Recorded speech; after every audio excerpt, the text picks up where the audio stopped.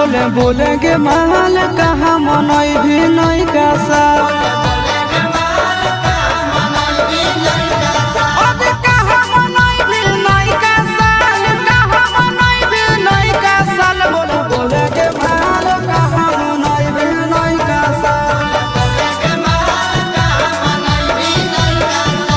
बोलेगे महल कहाँ मनई भी नहीं का साल